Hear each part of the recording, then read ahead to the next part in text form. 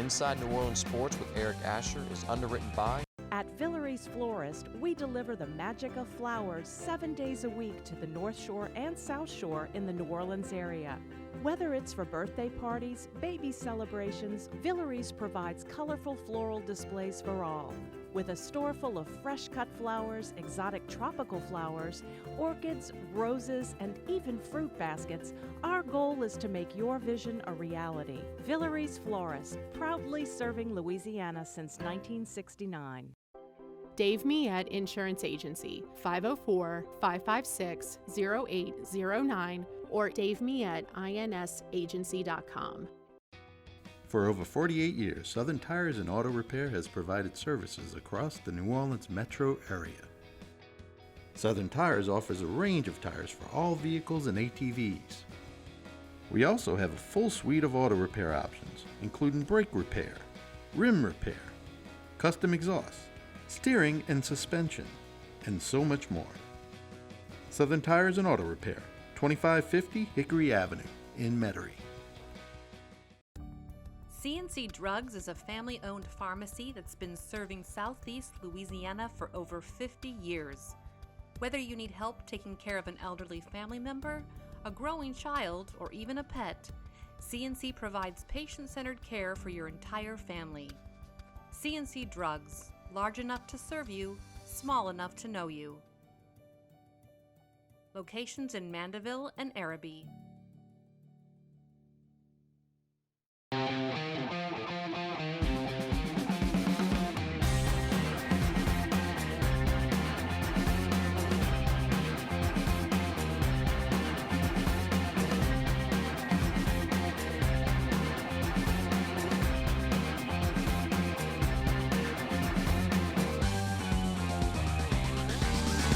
Good afternoon and welcome to another edition of Inside New Orleans Sports. I'm your host, Eric Asher. Over the next hour, we'll cover all the home teams as we always do. The New Orleans Saints, the LSU Tigers, the Tulane Green Wave. I'll have an update on what's happening with the NBA as, again, they finalize when the season will begin, when free agency will begin, how much the salary cap is. We'll get into all that in a few minutes.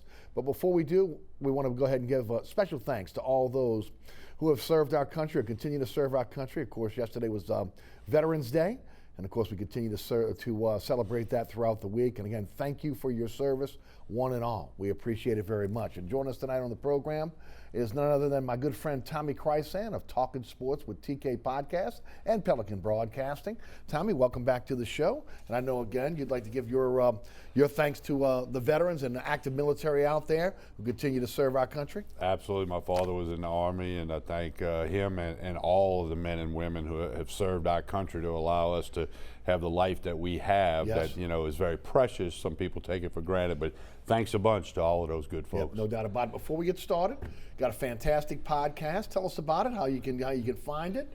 Look, I'm telling you, you can catch it on all of my social media pages, always posting when Tommy's on. But again, it'd be great if you could subscribe and be a regular subscriber to the podcast. So tell us about it. It's Talking Sports with TK. It's available on all your major platforms, hosted by Anchor and Spotify, but it's on TuneIn and Apple and Amazon and numerous others. But I've been doing it for quite a while, past 25,000 listens a couple of weeks ago. Beautiful. So appreciate that. A lot of LSU. We have some fun with some football picks. It's all free. We just do it for fun. And some other stuff that we come out with. Talking Sports with TK. If you connect with me on social media, Facebook, Instagram, or Twitter, I'm always posting stuff, or you can hit me with a message. I'll make sure you get a link.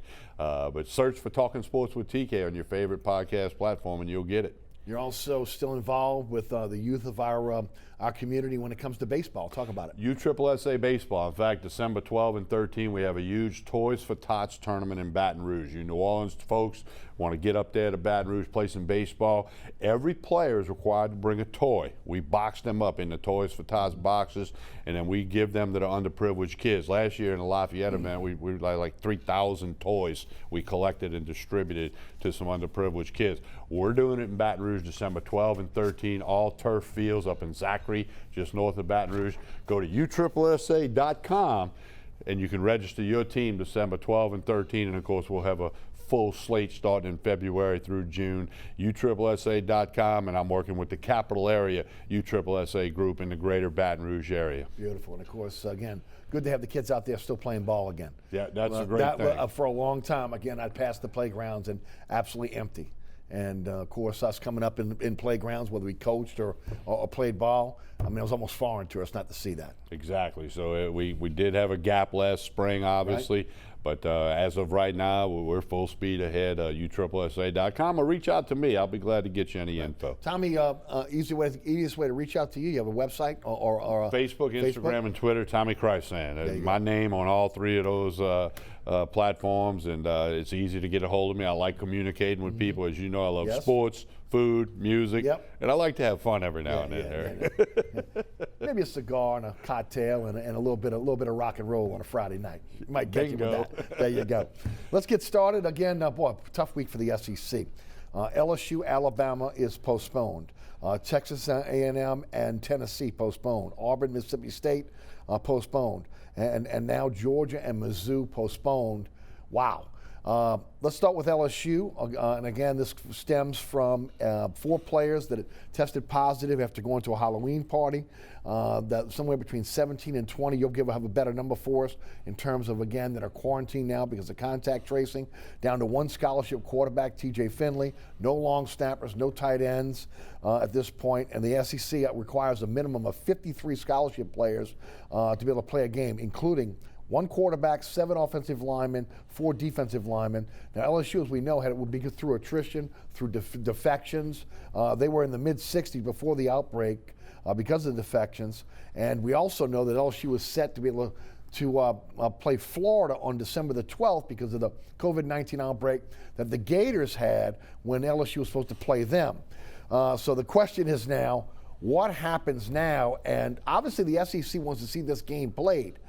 Maybe some Tiger fans don't want to see it played, but the SEC wants to see this game played. So what can you tell us about where we are today with this situation? Well, first thing I'll say, LSU wants to play it. It's a home game, okay? And the budgets are taking a beating across the country. Great point. And if they do have a home game, even at limited capacity, that's some revenue, plus the TV money that comes in from the game being on TV. But LSU, like the other schools, there's protocols and rules that were put out by the SEC, as you just alluded to a few of them, and they're following that. This is really the SEC's decision. Greg Sankey makes the decision. After that debacle with the hurricane against Florida many years ago, when Florida decided to cancel it and the sun was out that day, it all now goes to the commissioner, Greg Sankey. So he's the one that postponed the game. I had people trying to tell me, well, Ed Orgeron doesn't want to get his tail whipped. They're going to say well, no, there's a form they got to fill out of who's available, and it didn't meet the criteria, so the office postponed the game. Big difference between postponing and canceling. Right. So they postponed the game. Eric, my guess is there's a huge whiteboard in the office in Birmingham right now, and they are trying to figure things out. Like example, you and I talked about the LSU-Arkansas game scheduled for November 21 might get pushed to December 19 because neither of those teams are going to be in the championship game. And then you could let LSU and Bama play them, but then you got to move whoever Bama was playing on the 21st. So you talk about a jigsaw puzzle, and they probably got a room full of people trying to sort this thing out. And they can only do what they can do because we don't know of any more postponements, or you move it to this date, move it to that date. Then what happens at the SEC championship game? You got 2 teams set to play and one can't play. I mean, it's part of 2020. We've all lived our lives in the last 8+ months full of adjustments. Adjust to this, adjust to that, change this, change that, almost every 5 minutes, whether it's business, sports, personal life, whatever it might be. So I just think you're not shocked by it anymore. It's almost like you're expecting to hear it. But LSU and Baton Rouge would want to have this game for financial reasons, but everyone's health and safety is a higher priority at this point. So I don't know what's going to happen. I'm not that smart, but I would think they're going to exhaust every possibility to play as many games as they can, because it's for these student athletes. These and the girls that play soccer and volleyball. I mean, they all work hard. They all do a lot to get to the level that they're at. So, they're going to try to play them. I just don't know if they can, and you got to be safe, Well, they obviously want to be able to play this LSU-Alabama game, and they want to play the Florida game on December the 12th. Now, again, depending on how that plays out. I was wondering again if if they have some flexibility with the SEC championship game in terms of moving that. And again, there are TV considerations there with the championship games being that day, okay, across the board. You wonder about that. We've seen already games canceled in the Pac-12, okay, where again, they've said they've abandoned the game. It's not going to be replayed. Of course, they're in a little bit tighter window because they started later. So it'll be interesting to see again how this kind of plays out, and again how many games they can get in, especially when you're talking about this outbreak that we've seen this week, and we don't even know what next week's going to bring. We don't know what's going to happen in 15 minutes. Amen to that. So, but no, and the window of time, we just don't know what's going to happen. It's just, then you got to look at it from the TV end, okay? Right. They had ready to do these games this Saturday, and now they got fill that airtime. You can't just have a black screen for 4 hours, so they've got to shuffle. There's so many layers involved. And then, then I always think about the people who work at all these events, who need that money to go buy groceries. Like the Dome right down the street here. When the Saints have a home game, the number of people that work in the building, from the security guards, the cleanup crew, the parking lot people, those people would rather work and make some money, absolutely, and pay their bills, support their families. So, I mean, the reach is just mind-boggling how far it goes with the effect of all of this stuff. And I guess it just falls back to everyone's health and safety is of the utmost concern. And we've seen that, just at LSU recently. Again, the pay cuts across the board within the athletic department, from coaches all the way down. And of course, the loss of revenue that we're seeing right now with LSU. I want to say something about those pay cuts, if I may. Sure. 5% to the head coaches, okay? 5% to Ed Orgeron is more money than most people make, but it's a drop in the bucket to what he is making. I would have preferred, and this is just my own thought, cut that 15%, and those 18 or 20 employees that were making the 34 or the 42, let them keep their job and cut the high end a little more, and let those young people who maybe just bought a house or just got an apartment lease signed and now all of a sudden they don't have a job. Right. Again, it's all part of it. We all have to adjust, but that's nobody told me that. That's just when I read all that, I'm thinking of those guys and girls that might have been, making 32 grand trying to get going in the communications office or the marketing or the whatever it may, social networking, whatever it might have been. But, they're going to do what they got to do. But look, LSU's not alone. Budgets, I mean, you look at Nichols, you look at ULL. Those budgets are taking a beating as well. And, it's unfortunate. And the other thing, we don't know what's on the other side. There's no guarantee. Everybody keeps saying, I can't wait to get to 2021. Right. We don't know if that's going to be better. Right. And guess what? It's 6-7 weeks away. Right. It's not like we're still sitting here in June going, we'll be okay in 2021. Right. We don't know. Yeah, no, we surely don't. Well, that leads us to, again, what's going on the field. A little bit of a quote-unquote reprieve because you don't have to play Alabama this week. It has given you the opportunity to have a couple weeks now, to prepare for Alabama, but also to be able to, again, maybe fix what ails this team. Do you think it is enough time, considering they didn't have the full spring, they didn't have really fall, they had a training camp, it's not what we normally see. Again, the problem in a lot of cases has been mental errors, bust within this team, especially on the defensive end.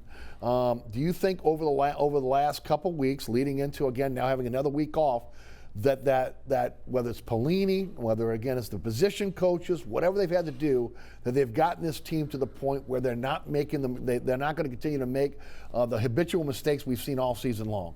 Well, we hadn't seen it yet. Right. And after they got torched by Mississippi State, Coach O, we got to fix some things. Right. Then after the next week, we got to fix some, maybe not Vanderbilt, but after Missouri, we got to fix some things. Coach, it's not what you say, it's what you do. Hadn't seen a lot of the fixing, okay? And then Auburn just took them behind the woodshed. And so I don't know exactly if it's Pelini, position coaches, the talent, the personnel. I believe, I've said this for years, Eric, you've heard me say it, there's a lot of talent on that football field, even after the opt-outs and a couple of injuries.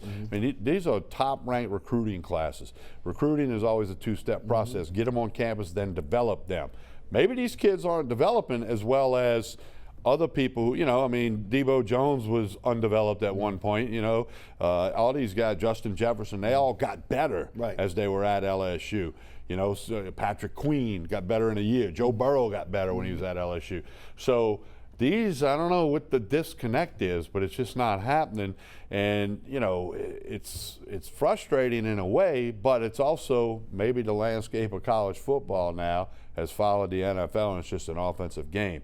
We're around the corner from being arena football, where if you only allow a field goal or if you get a punt, you've done something miraculous. Well, a couple of weekends ago, neither the Saints or LSU punted during the game, same weekend. Didn't even punt. Right. Think about that. Sure. That's amazing. That's like an arena football game. Right.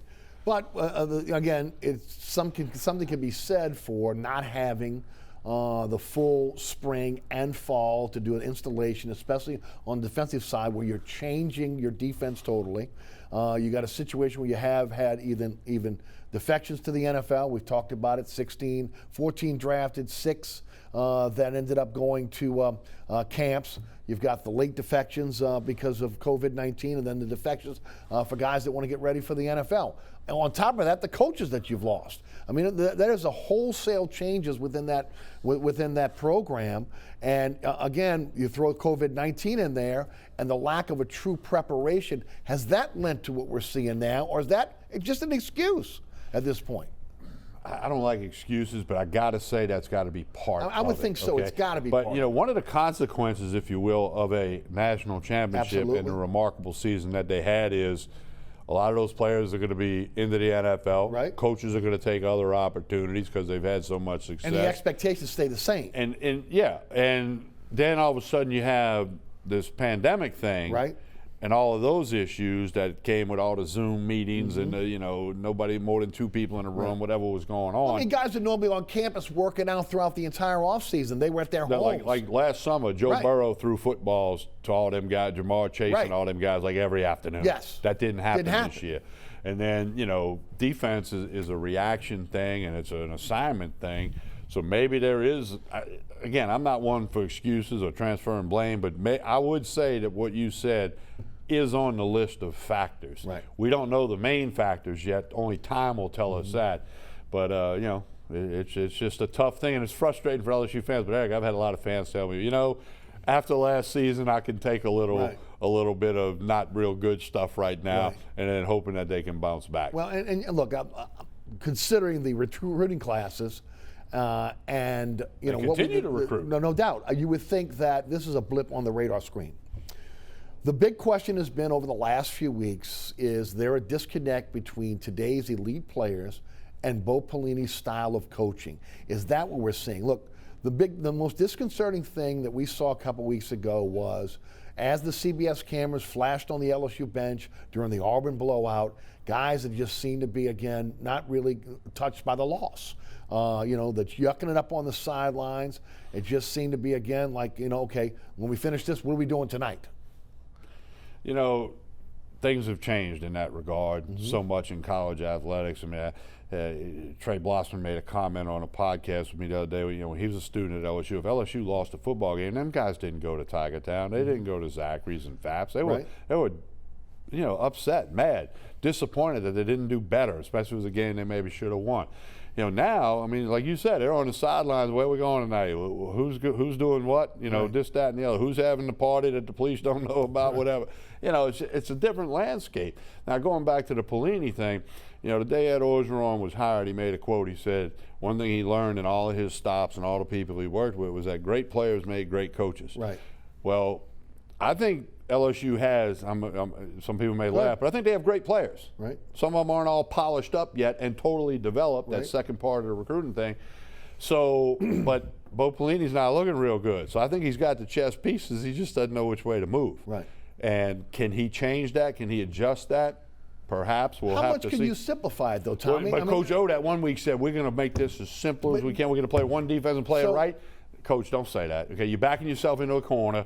Don't do that. Okay. Well, you get some of the most complex offenses in the history of college football, and you're going to simplify your defense. I mean, it just doesn't make a lot of sense. That honestly would make me believe what you said. Okay. Pelini and the players, it's just not connecting. Okay, that's been some of the rumors. And when you got, you know, wide receivers running wide open, nobody in the same that's an zip issue. code.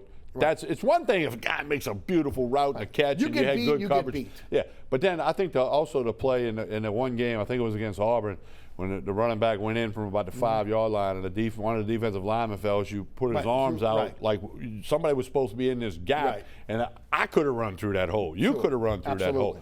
So when you see the egregious errors, that's what makes you think there's a disconnect between Pelini and these kids. It's not that somebody's just whipping their butt because they better on that Saturday. This is just mental and physical, wrong place, wrong time, not thinking, whatever. And I go back to that, is that, again, a disconnect where this defense is not playing for Pelini? Or is it that they don't understand the defense and what their responsibilities are because they didn't have the full off season to be able to grasp that? And I'll add something else to that. Guys that now are playing that maybe were not expected to play.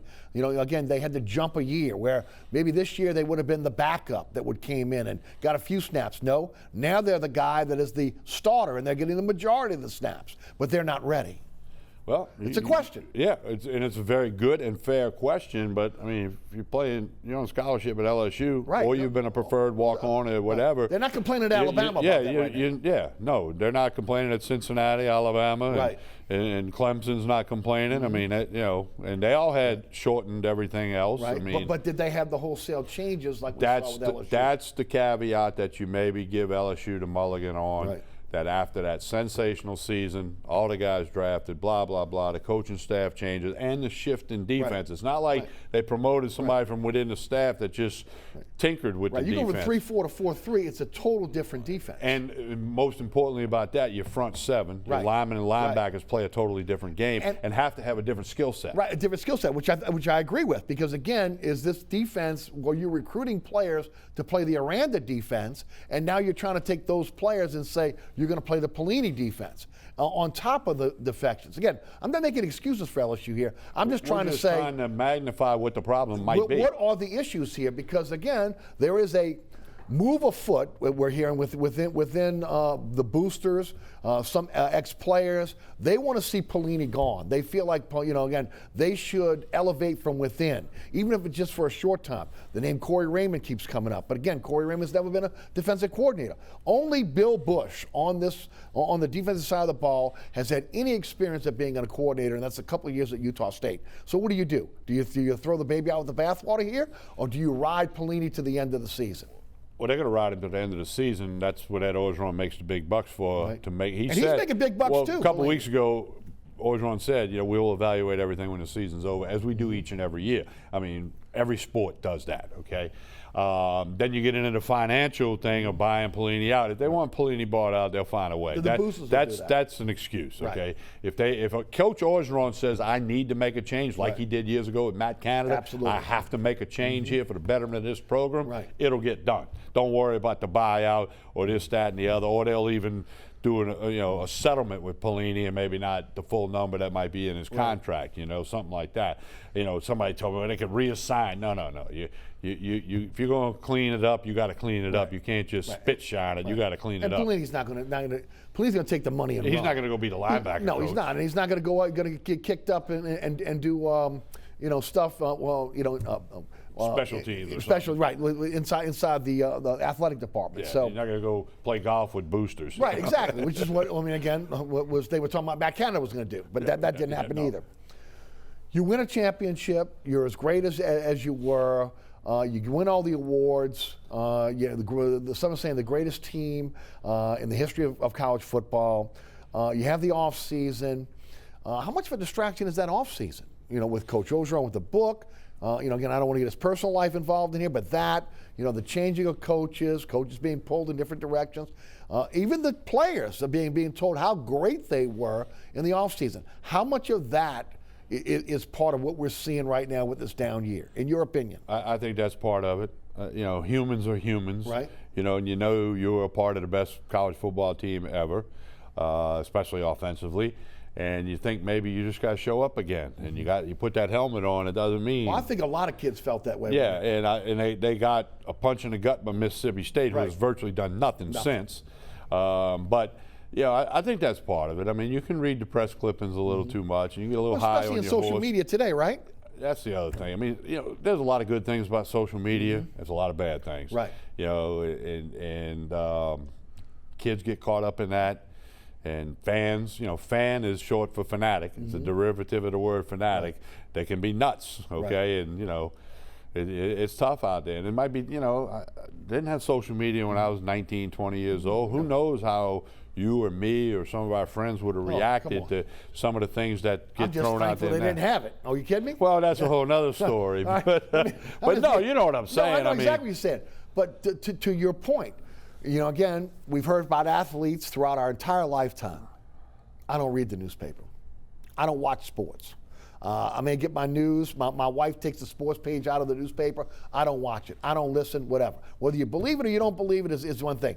Social media for these kids is in their face every single day. The ability for a fan to be able to reach out one-on-one to a professional player, a college player, whatever, and to have the access they've never had before. And again, with that comes the ability, and not just for friends, family, but also fans, to be able to, again, pump up a player, talk great about a player. Maybe that goes ahead. The opposite as well. Again, degrading a player. So we've never seen this phenomenon before that we're seeing now when it comes to college and professional athletics because of social media. Yeah, and the influence. You can be very brave tweeting or Facebooking, as opposed to if you ran into a LSU player or a Saints player in a grocery store. Exactly. I don't think you walk up to them and say, "You're the worst tight end I ever saw." Exactly. Because they'd knock your lights out, okay? But you can get on Twitter, that's the worst tight end, get rid of him, cut him, trade him, fire him, whatever. Right. So, I mean, again, a lot of factors here. No excuses, believe me. I'm not trying to make an excuse for this program because there's no excuse in losing to Mississippi State, losing to Missouri, okay, the way they played this year overall. The offense has not really been the problem. It's been on the defensive side of the ball, and that's been the issue. With that said, let's turn to the offense. Coach Orgeron said this week he doesn't think Miles Brennan is going to return. That's an abdominal injury that does not require surgery, but it requires healing and the ability to handle pain. It looks like, again, he won't be back for the rest of the season. Your thoughts? When he first got hurt, I had information that he might be out for the year. Okay. There's torn muscle in his abdomen, and there's something with his hip as well. And I was since told before Coach O made this other announcement that surgery is in the offing, that he is going to have because they were trying to let it heal by itself. And it won't. And it's not healing like they would want it to. And he did try to throw the ball a little over a week ago, and it was just extremely sore. And I was told he threw like 10 passes and said, "Guys, I can't do it no more," because it was so much pain. And he had basically been shut down for several weeks. Yes. So my understanding is that they may be looking at the option of surgery now, and hopefully he could be ready to go in the spring if there is spring football. Right. Because keep in mind too, all student athletes, whatever you are classification-wise this year, you are next year. Exactly. It's a free year. It's a mulligan. It's a free year for everybody. So then because of that, you got to say, let's get Miles Brennan healthy, because he did things in the first three games no LSU quarterback had done before. Right. So get him 100% healthy. If it requires surgery, fine. If not, fine. So that when you have spring practice, if it happens, then he can be ready to go, and then hopefully next summer he can do what Burrow did 2 summers ago, work out with the receivers and get ready. But you got to. They're not going anywhere this year, so get him healthy. Let Finley and Johnson get some reps. The other question that came up, all teams can go to a bowl game this year. Yes. Doesn't matter how many games you played or what your record is. Scott Woodard was asked about, the AD at LSU was asked about that last week. He said they would cross that bridge when they came to it. If the season's over and they get invited to a bowl, he would meet with Coach Orgeron and they would make a decision at that time as to whether they want to go play in a bowl game or not. I would say yes, you do that because of the practices and the experience and the continued development of the younger guys. Yeah, I would agree with that as well. What's interesting in all of this, okay, the fallout of this year, it has not affected recruiting. The recruits are hanging tight. Again, they're getting more verbal commitments almost every single day when you start talking about the recruiting. You talk about the free year you just brought up. That's the interesting phenomenon here, because you got guys that are going to be able to stay. How many scholarships do you have available? And then again, let's just talk about the quarterback position for a moment. If Miles Brennan decides to stay for another year, well, then you've got T.J. Finley, you got Max Johnson. Wait a minute, you got Walker Howard in the pipeline. Also Nussmeier in the pipeline. Do these kids start to look look elsewhere now, saying, wait a minute, I don't want to get in a log jam with guys that, again, are going to be in the program for a long length of time, even though, again, these kids look like, again, they are locked and loaded, committed to LSU. But it's going to be interesting to see, again, how that kind of plays out with the free year and guys that maybe would not have come back, getting an opportunity to come back for another season. It definitely has to be looked at, especially in football where there's a lot of numbers. Right. You know, college baseball, like LSU's got 2 guys that got their extra year. Okay, and they're going to make roster adjustments, and that'll be fine. You know, Tulane's got to do it, UNO, Nichols, they all in baseball. But that's a different animal. Right. Football, there's more people, and you're signing it. You know, LSU can only sign 21. So that may be a little blessing because of their self-imposed sanctions, which hadn't been, you know, rubber stamped by the NCAA yet. So with all that being said, that is a factor for these guys in the pipeline that they got to make the best decision. But I'm a believer in this, Eric. I think when you say you're going to play football for LSU, you think you're going there to be the starter. Whether you're a 5-star, 3-star, whatever it might be, you think you can go in there and play. So I would think most of them will end up there. Now, do they leave in time? That's the next chapter. Especially with the transfer portal the way it is now, and the way the kids have been, especially at the quarterback position. If you're not getting an opportunity where you are going to try to go to another program where you can get that opportunity to be able to play. We can look at every conference in America. There's no doubt. There's guys that have switched and got on the field. Right, and it's worked. Yeah, I mean, look at LSU. Tulane, I mean, everybody's got guys, you know. No doubt about it. What are your expectations for the rest of the season as we close out for LSU? I think they just got to work on developing players, try to fix the defense. It's been the buzzword. I'm tired of hearing try to fix it. Right. You know, you'd be better off saying, hey, we're heading to practice. I'll talk to you next week. People can see right through that nowadays. But you got to try to fix defensive scheme or whatever the problem may be. They may know something internally that we don't know. And then you got to develop all these younger players, no matter what position they're at, first team, second team, whatever it might be. The scout squad needs practice. I mean, you just got to try to get them players better so that you can show significant improvement in the future. You got, looks like LSU and Alabama will be on the 21st. We don't know when Arkansas is going to be. You got A&M, Ole Miss, and Florida left on the schedule. So, again, some games that maybe you would think would be winnable, some games that right now, considering where this program is, it's going to be an uphill climb for them.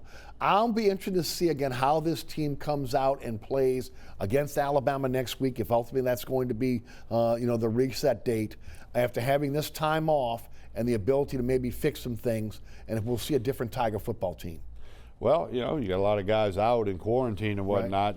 It's hard to have the practice you want to have. You might have practice, you know, so I don't know, man. It's just it's so discombobulated, not just for LSU, but for many programs and many sports. But I don't know.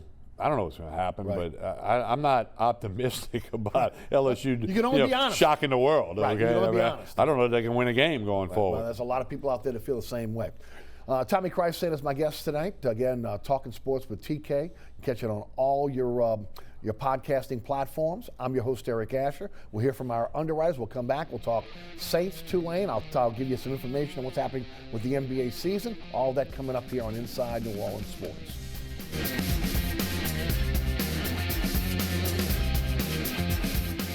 Burkhart's Air Conditioning, Heating, and Refrigeration has been family-owned and operated since 1989. Burkhart has energy-efficient solutions and offers brands such as Mitsubishi ductless AC units and Amana, the only manufacturer with a lifetime unit replacement warranty. Burkhart's offers maintenance bundle packages that include servicing your AC, generator, and tankless water heater. For more information on the services Burkhart's provides, visit acpromise.com. Burkhart's Air Conditioning, Heating, and Refrigeration, providing comfort for life.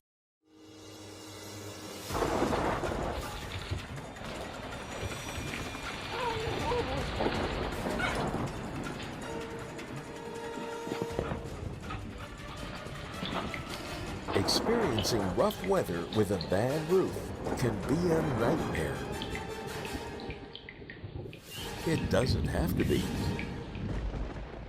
Suburban Roofing, because when it comes to roofing, there is a difference.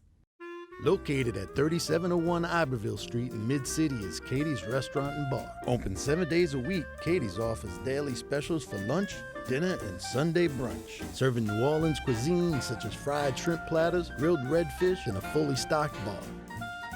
And don't forget about our expanded event seating and local entertainment. Featured on the Best of Food Network's Diners, Drive-Ins, and Dives, Katie's Restaurant and Bar. Welcome back to Inside New Orleans Sports. I'm your host, Eric Asher. With us on the program today, Tommy Krysan of Talking Sports with TK. Again, you can find that all your podcasting sites. Quick note about the Pelicans and the NBA. The NBA calendar has now been set. The draft will be on November the 18th. Free agency begins on November the 20th at 6 p.m., 5 p.m. New Orleans time. Now, normally it's about a week in which you can have the legal tampering period, but that has now been shortened to 2 days. So again, signings will begin on November the 22nd at 11:01 p.m. New Orleans time. Teams will go to camp on December the 1st, and then there'll be a 72-game season that will start on December the 22nd. The cap has now been set at $109 million, same as last year. So again, that is a COVID-19 cap.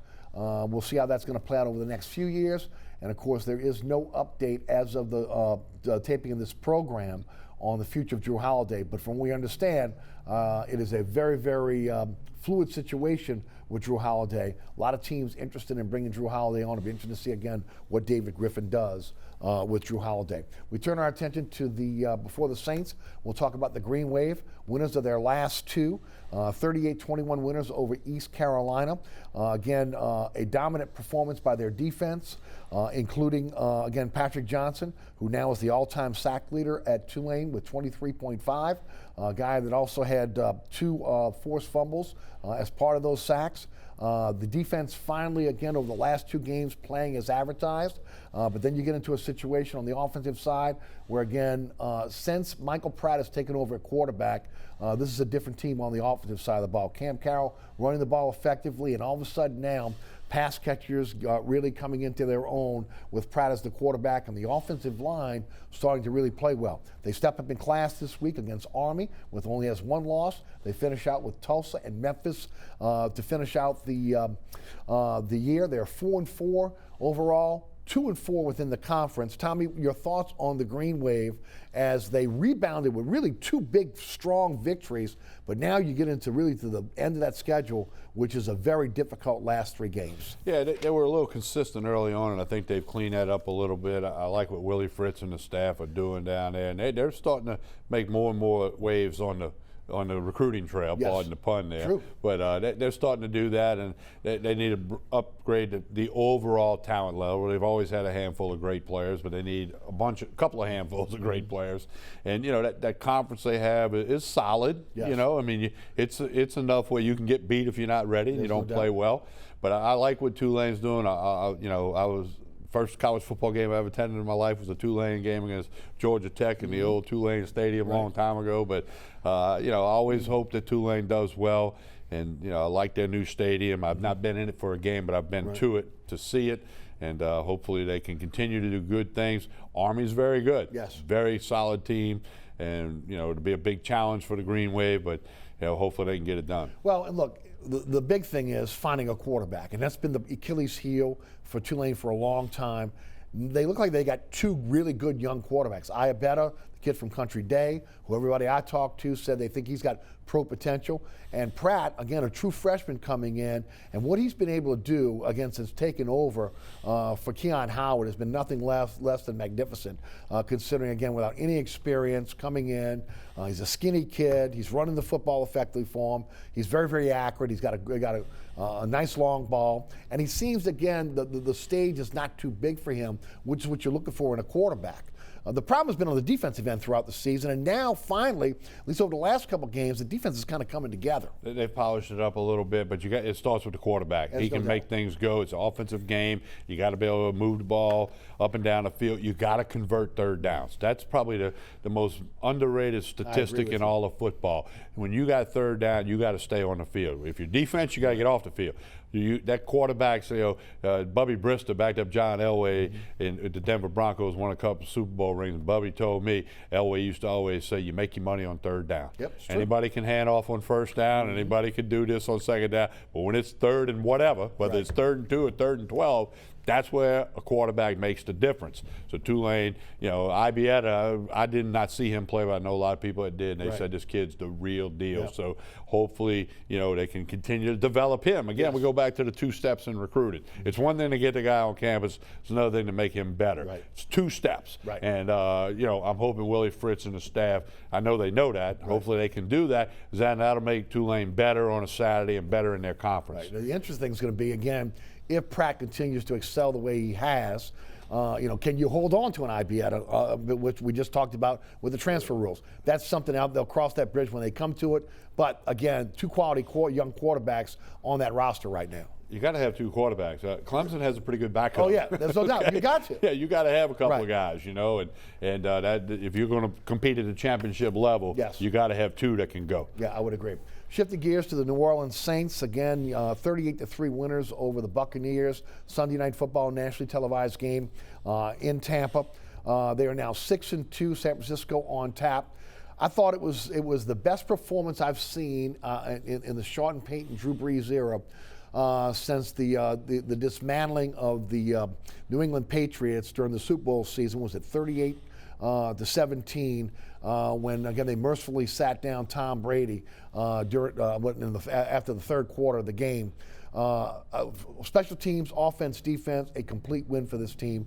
Talk about the game against the Bucs. Well, my good friend John Brady, former Tiger basketball coach, he was at that game. Yes, he was. And he posted that, he said he doesn't know, he certainly knows more about basketball than he does football, but he said, well, what I saw was a much better prepared team, a much better plan, execution, coaching. He said it was a big difference, and the Saints took him behind the woodshed. Yep. And it was a total domination. Saints sent a message to the NFL, not just the NFC. I think if the playoffs started today, they'd be the #1 seed in the NFC, is what I read. So they sent a message that, we were 1-2 at one point, but now we've won 5 in a row, and we are coming, and we're going to polish a few things up and get fully healthy, and we think we can be a force. I love the all-white uniform. Right. I gotta add something to it. They got to go with a white helmet. Remember when LSU went white helmet all the way down against Auburn many years ago? And I know you can't just do that. The NFL has to approve. Right. Yeah, because remember, John Meekum had black Saints helmets in the first preseason, but he didn't check with the NFL, and he got fined like what would have been a significant fine back then. Some people don't know. Saints never had a black helmet, so you could find it online. But they should have that white helmet to go with that. But I love the white look. It's sharp. It's classy. It makes guys look faster. No question about that. But the bottom line is, they could have played for 24 hours and they would have just kept stepping on Tampa Bay. Right. So they sweep the season series, from Tampa. They got the best record in the NFC now, which is why they'd be the #1 seed if playoffs started today. A lot of ground to cover, but at the halfway mark, they're in pretty good shape. And not so many people, I still don't think Drew Brees can throw the ball down the field. No, he but can't. It's not getting talked about as much as it was. Well, and again, a lot of that has to do with he couldn't throw the ball all down the field for the last couple years. But if you have a strong running game and you have a defense that played like they did this past week, again, you can get away with that. Also, again, I give a lot of credit to Sean Payton. You mentioned John Brady talking about coaching. I thought this was an ingenious plan. We know that's an aggressive Tampa Bay defense. That defense among the best in the NFL. When you look at the linebacking core, again, the fast linebacking core that they have with Devin White kind of anchoring that defensive line, which is among the best in all of football. And of course, up until Sunday night, that secondary had 11 interceptions, was really coming on. So defensively, they were one of the top, if not the top defense in the NFL. What does Sean Payton do? He knows it's an aggressive defense. He knows, again, they react with their eyes. So, he takes his playbook and he goes another layer deeper, using Kamara in a lot of cases as a decoy, letting them see plays that, again, they would normally see and realize, okay, this is the play. I know what it is. I go for it. But, again, there's a second layer, like the screen pass that was never thrown to Kamara, and we see the touchdown with Smith in the end zone. Taysom Hill throwing the football instead of running the football. That new power alignment that they have now with James Hurst coming in, being that tackle eligible coming in and utilizing him, not just again when Taysom Hill's in the game, but also when they're running the football with Murray and also Kamara. And then you throw in the fact that you had a full complement of weapons finally. Marquise the Callaway came in. He played well. You look at the return of Michael Thomas also, and you go right down the line of guys that returned, and they had their full complement of weapons as well. So between the scheme and having all their weapons, I think it was a perfect opportunity for the Saints to be able to show what we thought they were going into the season. Well, when you get to the midpoint in the NFL, okay, everybody's got enough tape now. Agreed. And defensive coordinators get paid a lot of bucks because they know what they're doing. Look at they eliminated the Wildcat offense basically after they saw it for half a year. So you credit Sean Payton, as you said, going another level into the playbook where you're running 2 different plays out of the same formation or 4 different plays out of the same formation. You know, it's the same look, but it's a different play. Yeah, and then pre-snap read and after the snap becomes 2 different things. And and that's the mastery of offensive football. We saw Spurrier do it at Florida. The other thing these coaches try to do, they know matchups that they think they can win.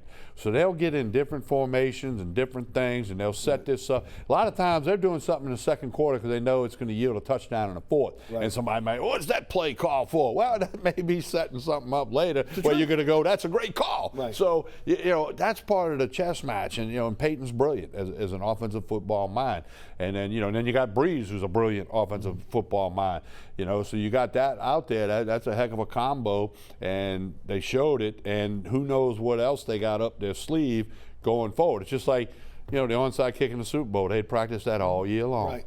And just waited for the right time to call it. Okay, so there's lots of things still to be had, but you got to go back to the coaching, the difference, the plan, and then you give the players the credit for the execution. I agree. And then, boom, you take a good Tampa Bay team, and here's the thing about the defense.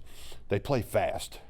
Okay, I forget which quarterback it was a few years ago. He was much maligned because he had a hot mic on the sideline when he said, it looks like they got 12 or 13 guys out there. Wasn't that the Jets or the Vikings or somebody had a quarterback? Sam Darnold. Yeah, and they caught the mic of him saying, man, it's like they got 12, 13 guys out there.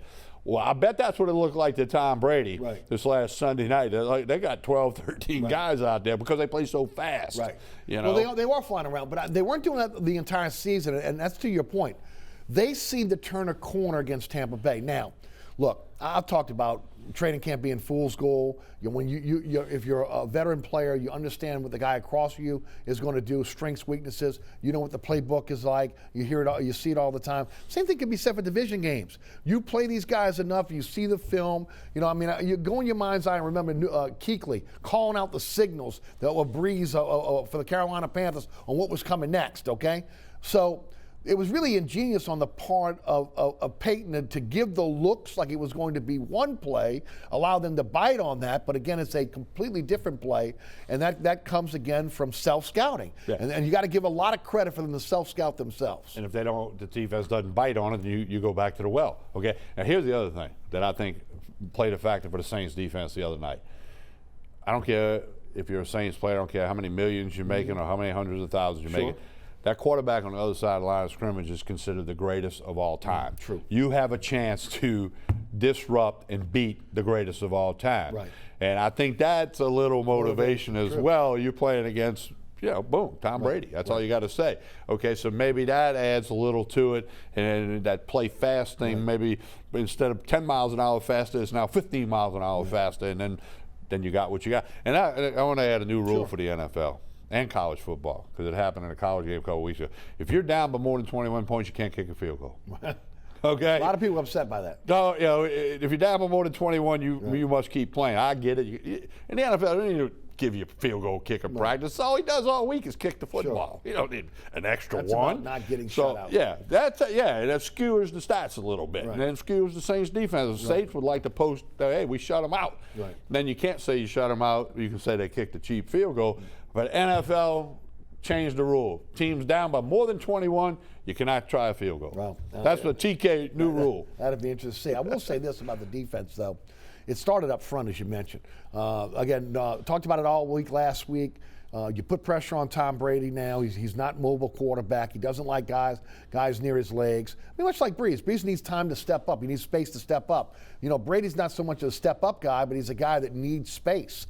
And, again, the team did not give him that. I thought the way to attack Brady, because I've seen it in the past, is much like you attack Breeze. You attack him with the pressure up the middle. Right. This this past weekend, it was coming from all different angles. And in a lot of cases, it was 4 down linemen. Yes, they blitzed, but for the most part, they did it with 4 down linemen. Whether it was Hendrickson, Brown, whether it was, again, Jordan. You talk about what Davenport has brought to the team since he's been back. I mean, you go right down the line. Onyemata with the interception. The defensive line played well. That helped the second level, and it surely helped the third level, where, again, they've had so many problems with bust. I like Cam Jordan. He's got a high motor, man. He doesn't stop. I mean, he is fun to watch, and I'm like some people where sometimes I'll just watch a player or two. I don't follow the ball all the time like most fans do. It's fun to watch Cam Jordan play football. That dude, he's got a motor that don't stop. When he's on that field, you got him. You got all he's got every snap.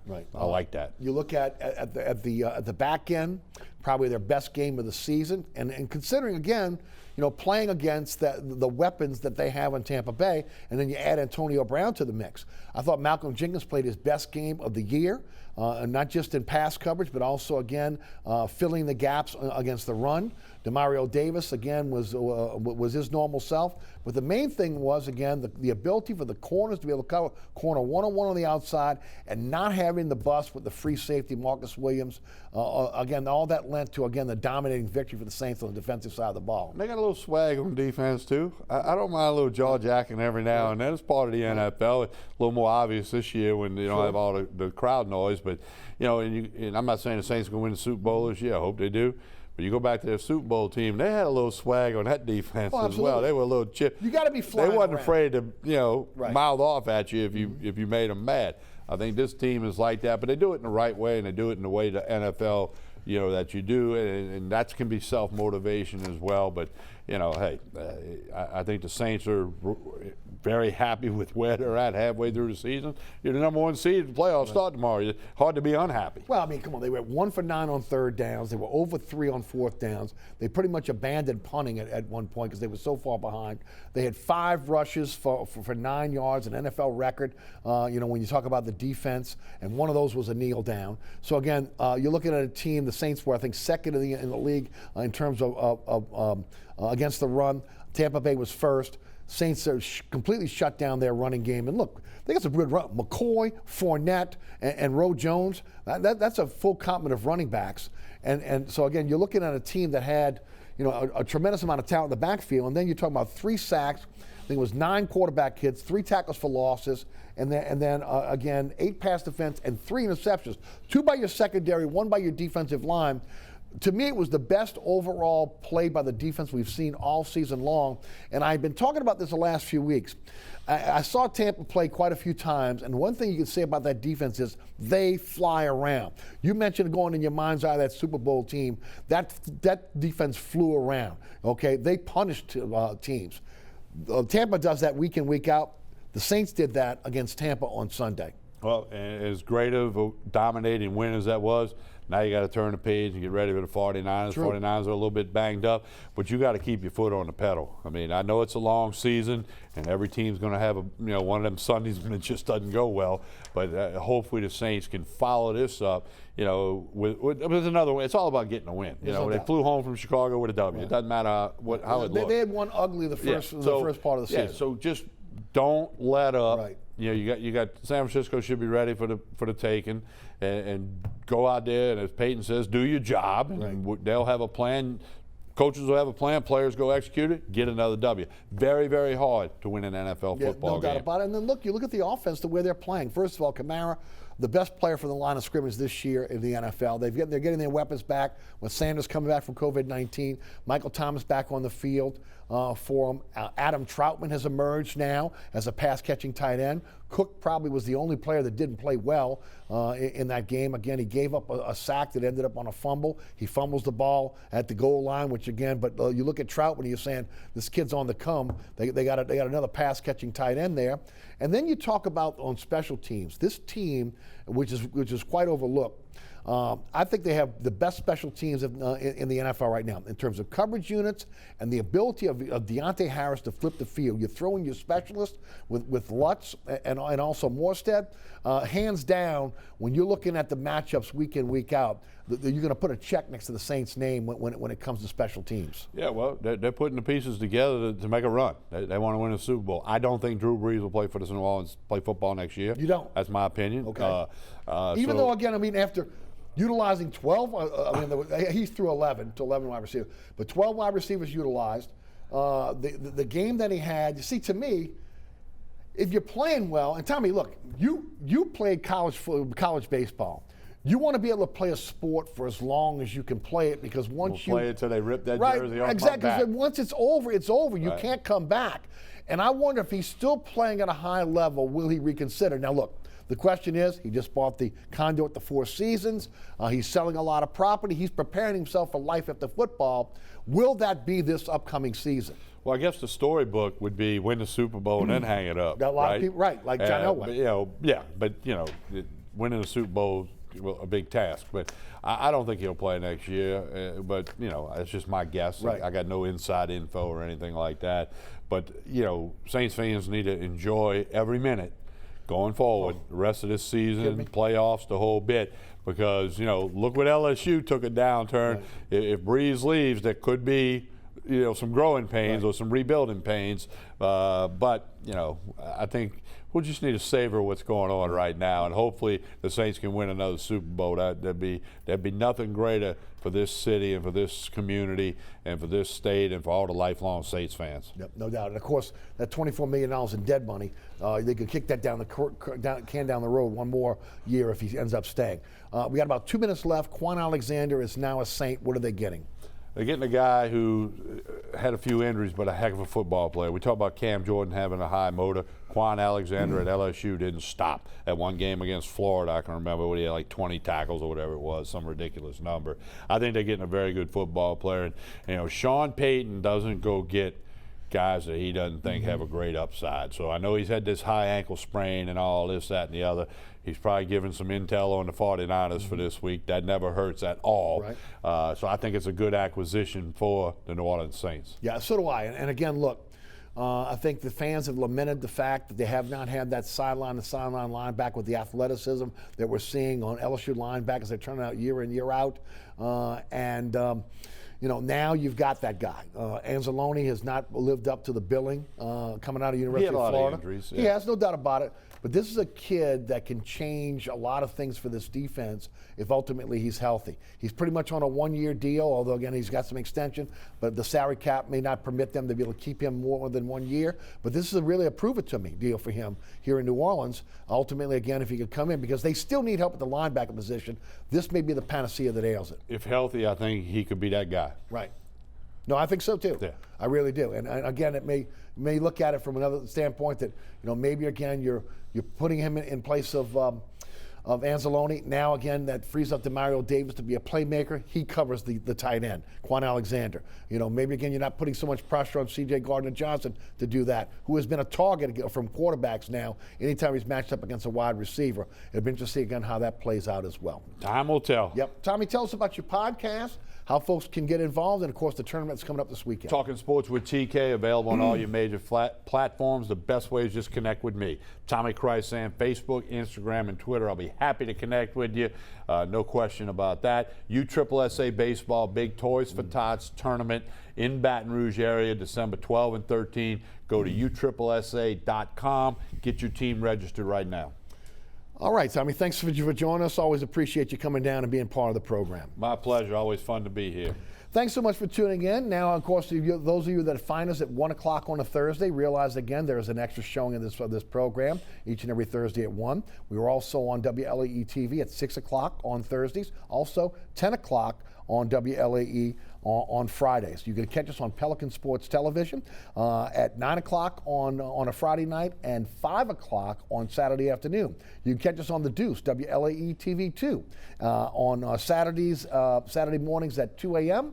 And also on Thursday nights at 10 p.m. So a lot of ways to catch this program on WLAE-TV, Pelican Sports Television, as well as on The Deuce, WLAE-TV 2. Also, you catch the program on the WLAE YouTube page.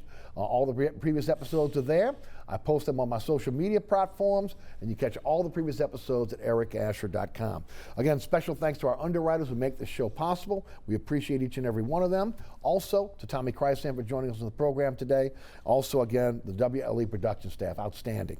Ron Yeager, Jim Dotson, Tommy O'Connor, Tommy Faley, and the best director in the business, William Hill. Thanks so much for tuning in. soon. We'll see you next week for another edition of Inside New Orleans Sports. I'm your host, Eric Asher. Thanks again.